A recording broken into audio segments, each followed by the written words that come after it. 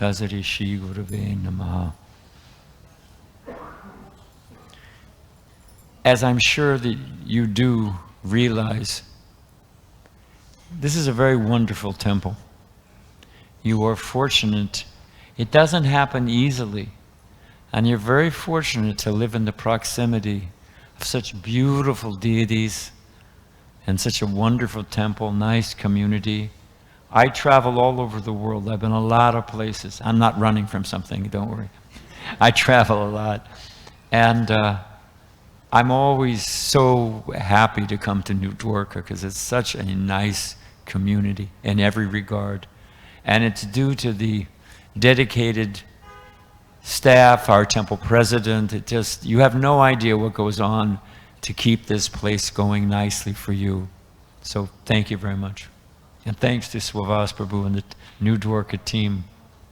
They're the standard. Yeah, thank you. They're actually the standard.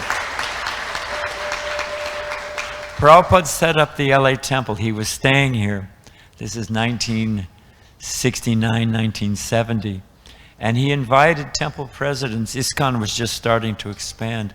He invited them from all over the world to come here to New Dwarka to learn how to worship the deities, how to cook, how to have book distribution, how to do Harinam.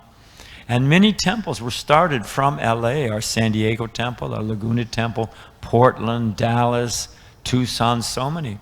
So this is and Prabhupada spent a lot of time here. Okay. So I was thinking, well, we'll get to another point, but we'll start with this. People say, or people ask all the time, can you show me God? Can you show me God? And the inherent text is that God really isn't there and they're calling your bluff. So Prabhupada, the founder of the Hare Krishna movement, he was a Murti of Srila Prabhupada. He was speaking at our temple in London. And the deities, beautiful Radha Gokulananda, they're standing here, deities of Radha Krishna. And Prabhupada's Vyasasan, this is called, it's the seat that represents Vyasadeva, the compiler of all the Vedas. So Prabhupada was sitting here. The deities were here. Temple room is packed. If you've ever been to our Bhaktivedanta Manor, if you haven't, you should go. It's long and thin temple room. So, and the temple room was packed. So Prabhupada's sitting here. The deities are here, Radha Krishna. And a man stands up right here and says, can you see God? Prabhupada said, yes, but you're standing in the way. Sit down. So, but Prabhupada would answer in different ways. And first off, what is our ability to, so many things. What does it really, what is the value of such a question? Suppose somebody said, can you see President Biden? Does that mean if I haven't seen President Biden, he doesn't exist? I hope he's not looking for me, to tell you the truth, So what does that mean? Have you seen President? What's your qualification? Why should he want to come see you? So that's one answer. If I have a cataract in my eye, I can't see. Does that mean the object isn't there? If I want to see, what do I need to do? It's not a trick question. Got a cataract, can't see, I want to see. What do I need to do? You got to go to an eye doctor. You got to go to a good eye doctor. But you have to remove the cataract. Then you can see. The fault is on our side. Prabhupada, somebody again said, can you show me God? He said, the real question is not, can you show me God? The question is, why can't you see God? God is all around us. Prabhupada said, you think you're sitting on the floor. I'm sitting on the hand of Krishna. And he gave an example. We don't have I'm in the process of losing my voice. It won't last long. You'll be happy to hear. But can somebody get a glass of water? And suppose I could, just a bottle of water, cup of water, doesn't matter. Just something so I can keep talking. Suppose there was a glass of water here. And I could, by mystic power, Om, And the glass of water floated up, floated over to my mouth. I leaned back and it poured into my mouth. Wow. Now there's a Swami. You know, maybe you can get Ashtavad. I can get some ash and cure all my arthritis, you know. But think about it for a minute. It rained a few months ago. It doesn't rain much in Southern California. It rained, it was a 1/16 of an inch. I mean, anybody's lived in the tropics, lived in India, a 1/16 of an inch, I mean, what is that, you know? Monsoon season, we're talking about rain. But it rains a 1/16 of an inch, big deal, Southern California. I have a friend who has a PhD in statistics. He loves to measure things. So he figured it out. Southern California, 1/16 of an inch. Forget LA County, Riverside County, Orange County. Let's just take San Diego County. He took San Diego County. And thank you very much. When it rains, it pours. Thank you. And with a cap on top. Thank you. Thank you very much. So you can figure that there's this square miles of San Diego County. And my friend, the statistician, figured out the surface area. And then he figured out a 1/16 of an inch. And he figured how much rain fell on just San Diego County to equal the 1/16 of an inch. Then he figured out the weight. I think a gallon of water weighs 9 pounds, something, I don't know what it is, something like, you can Google it when you get home, 9, 10 pounds, something like that. So if you know the amount of rain, you know the surface area, you know the weight, he figured it out. It was billions, with a B, billions of tons of water floating in the sky. And it's moved by the clouds wherever it needs to be distributed. And that's not the end of it. It pounds on the mountain. Do you know why there's salt in the ocean, according to the Vedic view? Vedic means coming from the Vedas. It controls the distillation rate and keeps the water from spoiling. That's the purpose. There may be other means and angles that it becomes salty, but that's the purpose. So think about this. People are trying to make a free energy machine. The sun is shining on the ocean. It evaporates distilled water, carries it in the form of clouds, beats on the mountains, brings all the minerals, comes down onto the plains, waters everything, picks up all the trash, drops it all back in the ocean. And it's a perpetual cycle delivering billions and billions of tons of water. I float a glass of water. I don't know what this weighs, but not even a pound, half a pound. Oh, he's a great mystic. He must be Bhagavan. He must be God. But if we open our eyes, what about who's floating the billions of tons of water floating in the sky and distributing them inside a perfect free energy machine that's running the whole existence? Can't live without water. I'll give you another one. I've mentioned this before. I was flying on a plane to India, and I'm sitting there minding my own business, reading Bhagavad Gita. The man sits down next to me. I'm dressed like this, you know. He said, "Oh, are you a monk?" You know, way to go, Sherlock. You know, not too hard to figure out. I said, "Yes, I am." He said, "Well, that's interesting because I'm an atheist." I'm thinking, this is going to be a long flight, you know. But anyway, be it as it may. He said, "I'm an atheist." I said, "Okay." And a lot of times people are atheists because they haven't heard a good answer. I can respect that. If they haven't heard agnostic or they haven't heard a good answer. It's when you hear a good answer. Prabhupada said one time, the founder of the Hare Krishna movement, my spiritual master, "Who can I pick on? I'll pick on you, young man. Please touch your nose." "Oh, no. You have to go like this." I mean, we make everything so complicated. You know, the truth is actually quite simple. So it's obvious, plain as the nose on your face. So I was sitting next to this man. I'm an atheist. He said I'm an atheist. And I asked him, I said, "Okay, what do you work as?" He said, "I am an aeronautics engineer. I went to Caltech. Okay, fine, great. And I built 747 Dreamliner. 737, 747, I forget what it, but you know, I built a Dreamliner, Boeing Dreamliner. I said, fantastic. I said, now, did you make it yourself? Did you design it yourself? He said, oh, no. He said, I was the head of a team.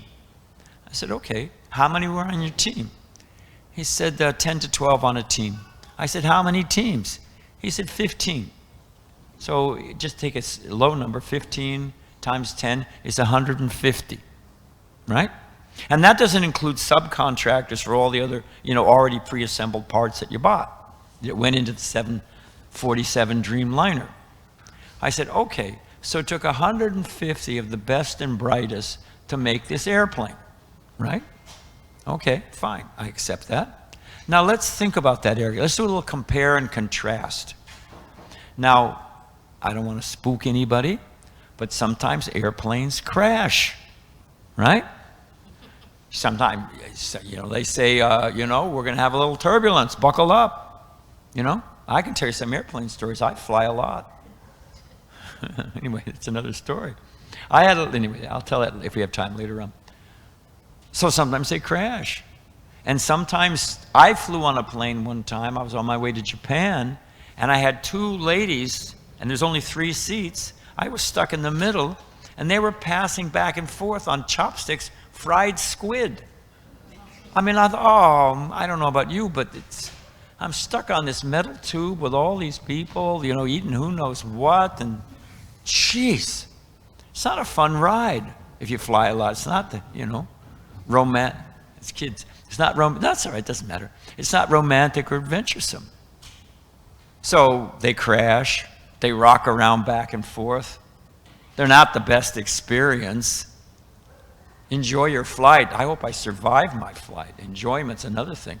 And they cost so much money. It's a lot of money to fly. And what else? Oh, and it's one of the biggest pollutants. You know, jet fuel. Okay? So if you really look, okay, it's an amazing thing that it's flying. I offer them Air France, they call Air Chance. Air Flot, they call Air Flop. Okay, fine, you know, great, the thing's flying. I offer my respects. It's an accomplishment. I won't minimize that. It's an accomplishment. But this man is claiming there's no God, there's no design, there's no engineer, there's no purpose. Everything's happening by random combination of laws of physics. Krishna says in the Gita, Sarva Loka Maheshwaram. I'm the creator and controller of all planets. Compare and contrast. We got this, you know, metal contraption that crashes, smells bad, costs tons of money, is a pollutant. And how fast can they go? I think they go 600 miles an hour on the average. Is that right? Something like that, you know, whatever. And you got how many people? You got 300, 400 people on it. Okay. Now, and it took 150 of the best and brightest to get that thing off the ground. Now, and he's claiming there's no God. But look at planet Earth. Let's just take one out of the unlimited planets. What's the population of planet Earth? I think it's 8 billion now? Hey, let's go with 7 billion. 7 billion, 300. Compare and contrast. They go 600 miles an hour. The planet Earth goes around the sun. I forget which one it is. You can Google it when you get home. Either it goes around the sun or it's rotating 18,000 miles a second.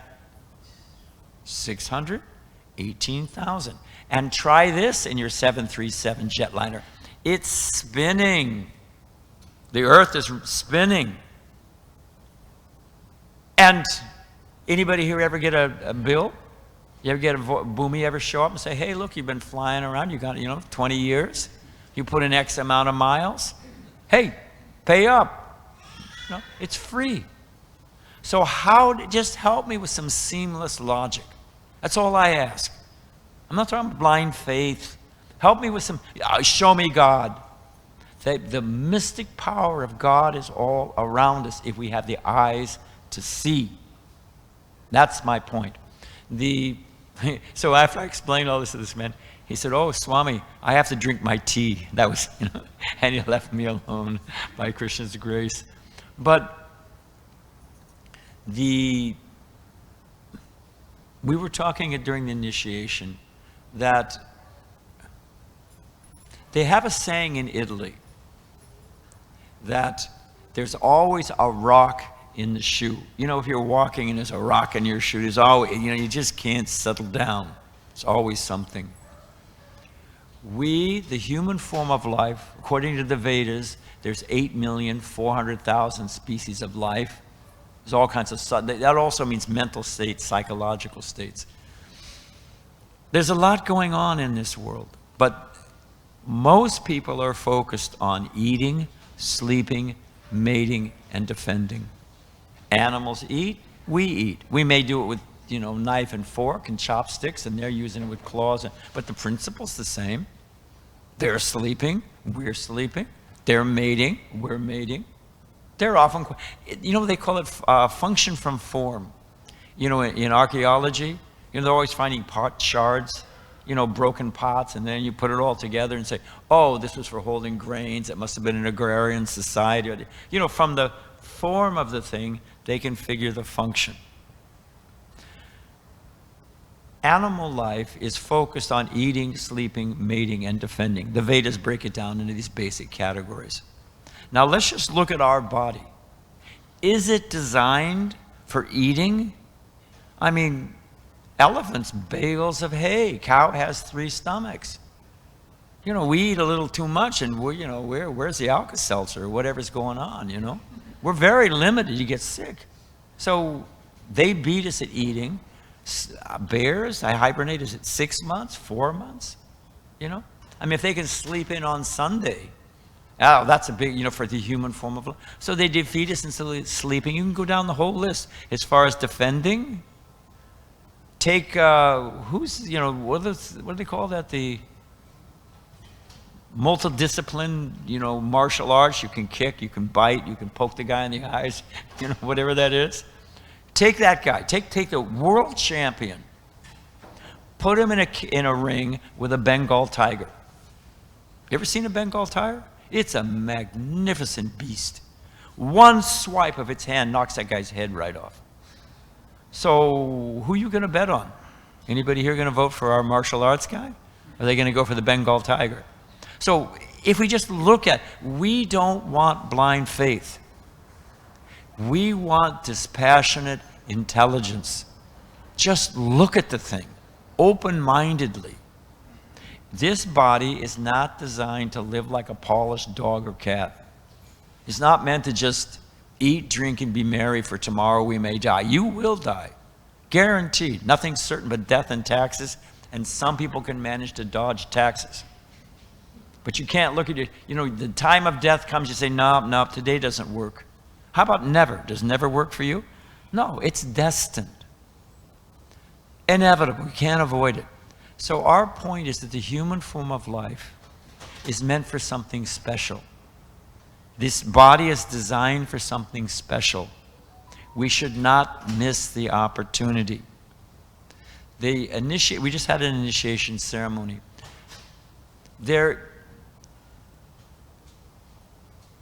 We can actually realize, how does the sun come up? Does the sun just, it's dark and then you flick the switch and sun comes up? Does it happen like that? Don't overthink it. How does the sun come up? It comes up gradually. First, you know, everything's dark. Then it's kind of amorphous. You can kind of see some shapes. Then, you know, it becomes washed with color. And after some time, you can see everything clearly. And there is a point, you can, you know, if you got a, whatever it is, check your phone or whatever it is. There's an exact time that the sun breaks over the horizon. There is a time that you see the sun in full. But even before that, there's a whole dawning. In the process of self-realization taught in the Vedas, in the Vedic system, it's called rati. Rati means the dawning of love of God. It's a process that comes over time. If you're hungry and you sit down at a good meal, Krishna Prasadam, you sit down. Are you immediately full? You take one little pee and your stomach is full? But do you become satisfied and relieved as soon as you start eating? Why? You can feel your stomach becoming full. You know, I just stay at it. I'm becoming full. The meal's right here. I stay at it. I'm going to be satisfied. I'm going to be full. I have confidence. The Vedic process is designed. There is a process of self-realization. We're meant for a higher purpose, not to live like an animal, to realize our real self. And there's a process. Lo and behold, there's a dynamic, there's a mechanism, there's a B, C, D. And as you practice it, it is not blind faith.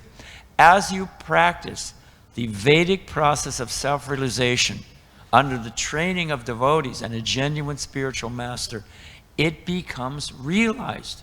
As you move down the path, just like the sun is coming up, things become clear. You realize, I'm not old, I'm not black, I'm not white.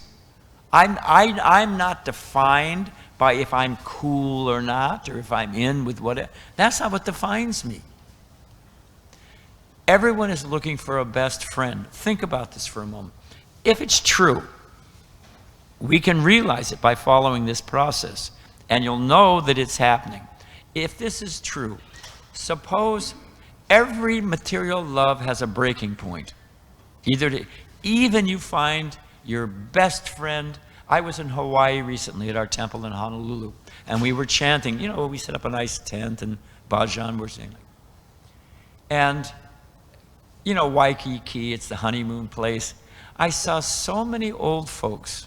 And don't worry, I'm 71. I'm not looking down at them. I'm in the same boat.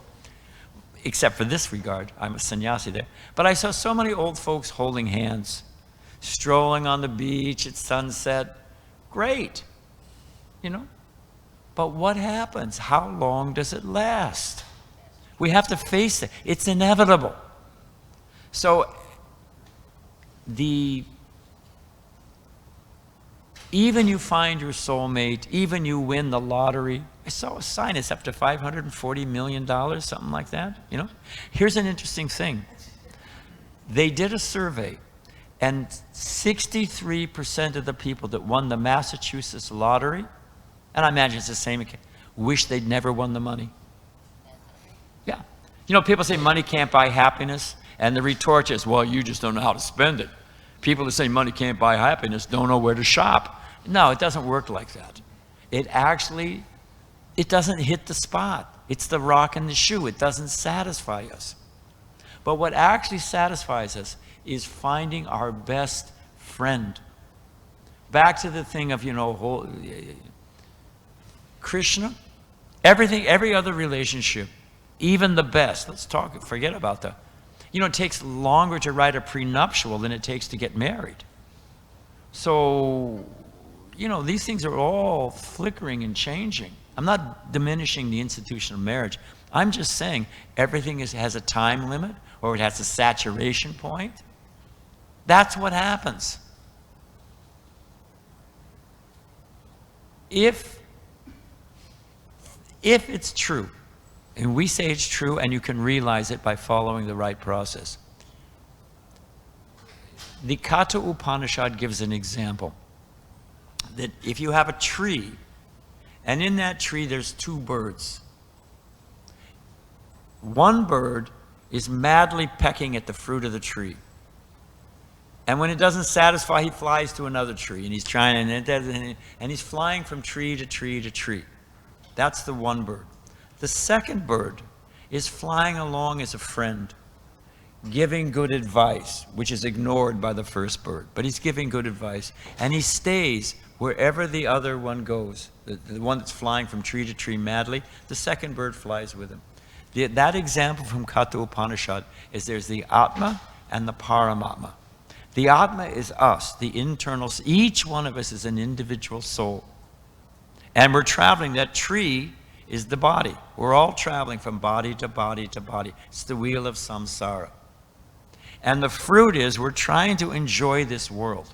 We're trying to enjoy our senses or enjoy our emotions, or I enjoy exploiting other people. People are into all kinds of stuff. and we're madly pecking, and that doesn't do it, we go to the next tree. That doesn't do it, that. But Krishna, as the super soul, is the Paramatma, that little voice. Say, hey, that's not such a good idea. Oh, why don't you, go this way, go this way. That's Krishna. And he stays with us forever. Whatever, what do they call tough love? You got a kid, may it never happen to you. You've got a kid it's painful. Shakespeare, sharper than the serpent's tooth is the ungrateful child. You put everything into a child and the child goes bad. It becomes a drug addict. It steals your wedding ring and your dentures. Whatever, come home and your cable TV's gone. What the, it happens. And they just have to they change the locks. That's it, I'm done. You've got people that the husband or the wife cheat once, twice, three strikes, you're out. But Krishna never gives up on us. He's always traveling with us in the heart. And we can realize Krishna. Prabhupada was at the Calcutta Zoo, I was mentioning it earlier. And there was a tiger. Yeah, king of the beasts, a tiger, And there was a little boy with his father. And the little boy was holding on to his father's hand. That was a miscalculation, but it's a nice sentiment. Prabhupada pointed it out. That the tiger was roaring and the little boy was roaring back. Because you think, I got my father. Later on he dropped his hand to roar at the lion. His father went away to get some popcorn or something. And the little boy was roaring at the tiger. As soon as he looked and saw his father wasn't there, he freaked completely and ran over to his father, But the point is that Prabhupada said for a Vaishnava, for a devotee, for someone who's actually on the genuine path of spiritual life and realizing Krishna, presence, he said, we're holding the hand of Krishna. We know that. Whatever happens in this world is a tough place. It's just, and there's a reason for it. That's a whole other class. It's, why does the potter need clay? That they're working the clay. Not he needs it, not need like, as a utensil to use. But why does he work the clay? Anybody know? Mental therapy, is working out his aggressions? Who said that? There's a potter in the house. Yeah, because why? Because if you don't get that thing homogeneous, if you don't get all the sticks and air bubbles out and everything, when you put it in the fire, the air expands and the thing cracks. You got to get all that out. This world, if we're honest with ourselves, we're full of lust and greed and anger and envy and all kinds of stuff rattling around in the head. All kinds of stuff. We've been conditioned for lifetime after lifetime after lifetime. It takes a while. It's not an easy thing. You have to be serious about it.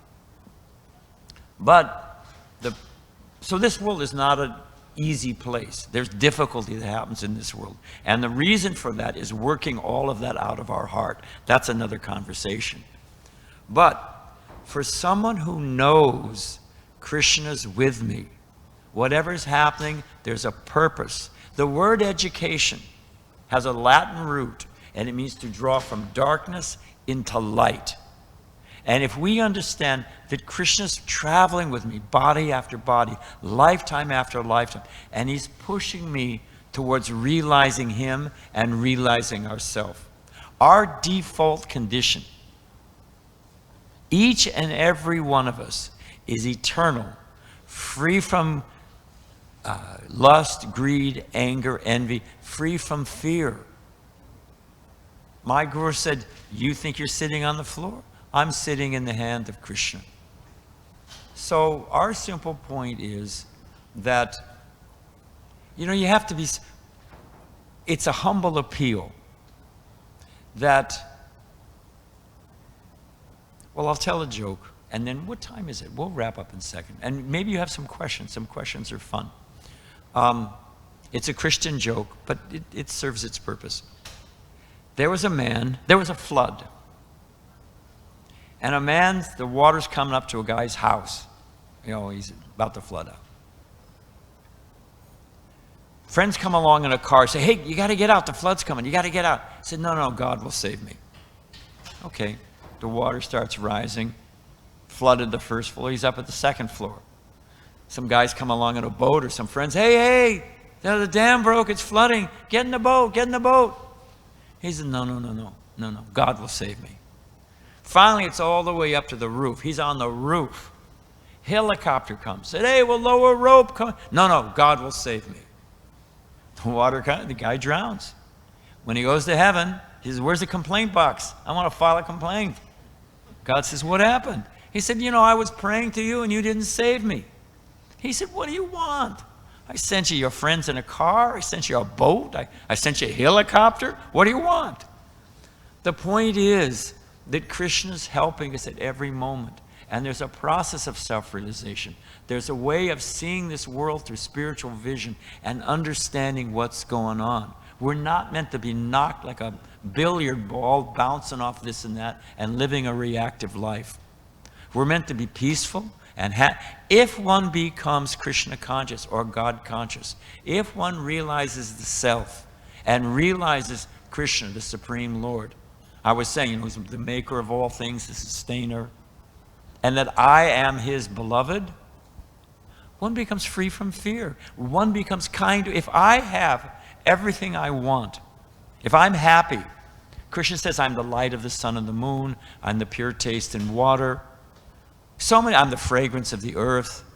If we realize that Krishna's around at all times helping us, what is with being envious with somebody else? I've been everything. I've been a king, I've been a beggar. There was a man, Prabhupada was speaking at a life member's house. This is a little harsh, but sometimes one of the meanings of sadhu is another word for sage, and sometimes the sage or the sadhus, they have to cut. They have to speak, If you have a boil and you go to a doctor and says, oh, just put ice on it, he's not really going to help you. You gotta lance it. You gotta cut it out. So sometimes sadhus have to speak forcefully to wake us up. So this man was talking about, oh, my father built this house, and my father built our business, and my father did. That's great. I can never repay my parents. The mother's called the Adi Guru, the first teacher. You can never. Chanakya Pandit, one of the sages in our line, says you can never repay the person who teaches you even one letter. So if you got good parents, how can you ever repay them? So don't get me wrong. But this man, he couldn't think. He couldn't hear what Prabhupada, he was saying, my father, my father, my father.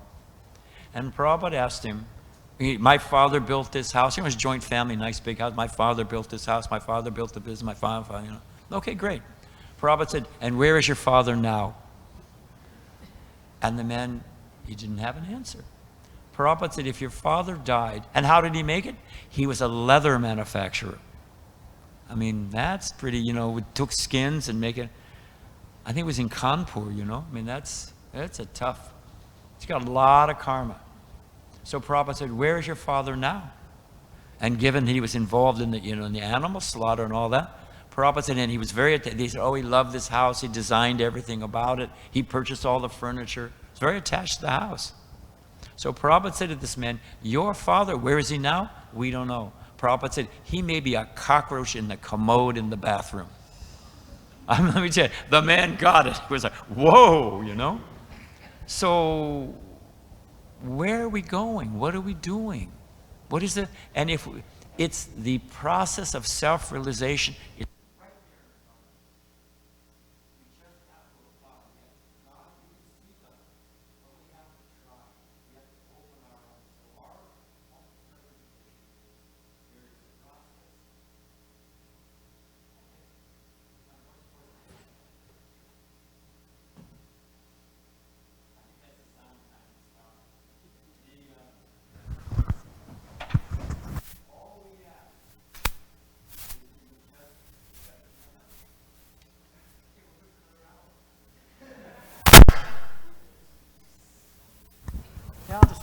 Thanks.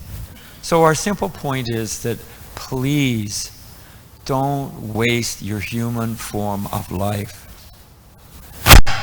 because the inevitable is coming. This life will end. Where do I go in the next life? A dimwit, a man was trying to explain, it's an old joke, but it's fun. there was a man who was trying to explain to his, let's say, mentally challenged friend the principle of reincarnation, that each life is a lesson, and where we're going to go in our next life, how you act like that. If you're pious, you know. So the man says, if you act piously, in your next life, you're born in a more elevated state. And the dimwit friend says, oh, like Colorado? It's an old joke. But the point is, where are we going? And what is the real purpose of life? Do I just, you know, do I just stay like a hamster on the wheel of samsara, around and around and around? What if stimulus? We'll go for 5 minutes. If it does it again, we'll stop. Thank you very much. All glories to Srila Prabhupada. Should we end now, Swavas? I think we're up against higher forces. Anyway, please take it seriously. Learn from the devotees the technique of self-realization. It's not that it's just for monks. You guys are monks. I'll give a little money. I'll get some residual pious credits, and everything will go fine. You know, I help support the temple. Great. Thank you. We deeply appreciate it. But it's for you too. You are meant to become pure devotees of Krishna and experience the happiness of the self and die, which is going to happen. Leave this world bold and knowing where you're going. Back home, back to Krishna. It's for you. So it's a humble appeal. Take the next, and it's fun. Okay? So thank you very much. Hare Krishna.